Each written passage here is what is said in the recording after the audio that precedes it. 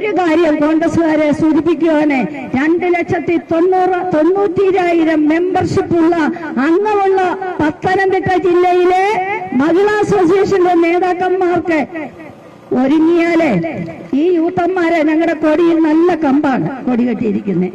ഞങ്ങൾക്ക് നേരിടാനുള്ളതേ ഉള്ളൂ. ഞങ്ങൾ വെല്ലുവിളിക്കുന്നു, നിങ്ങൾ വാ, ഞങ്ങൾ നേരിടാൻ തയ്യാറാണ്. ഒരു കോൺഗ്രസ് പോലീസിന്റെ സഹായമില്ലാതെ ഞങ്ങളുടെ മന്ത്രിയെ ഞങ്ങൾ കാത്തു സൂക്ഷിക്കും. ഞങ്ങളുടെ മന്ത്രിയെ സംരക്ഷിക്കേണ്ട ഉത്തരവാദിത്വം അഖിലേന്ത്യാ ജനാധിപത്യ മഹിളാ അസോസിയേഷൻ ഏറ്റെടുത്തു. പത്തനംതിട്ട ജില്ല കഴിഞ്ഞാൽ കൊല്ലം ജില്ലയാണ്.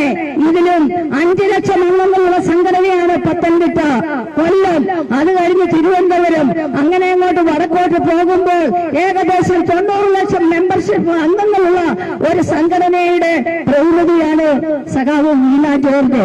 അവരെ ചൊറിയാൻ വന്നാൽ അങ്ങോട്ട് അതിലും നല്ല രീതിയിൽ മാന്താൻ ഇടതുപക്ഷ ജനാധിപത്യ മുന്നണിക്കും അതുപോലെ തന്നെ മഹിളാ അസോസിയേഷനും അതിനുള്ള കേൾപ്പുണ്ട് എന്ന് മാത്രം സൂചിപ്പിച്ചുകൊണ്ട് നിങ്ങളെ ഈ ആവാസ സമരം നിർത്തി നിങ്ങളുടെ സംഘടനാ പ്രവർത്തനങ്ങൾ നോക്കി ജീവിക്കുക എന്ന് മാത്രമാണ് കോൺഗ്രസുകാരെ നിങ്ങളോട് ഞങ്ങൾക്ക് പറയുവാനുള്ളത്.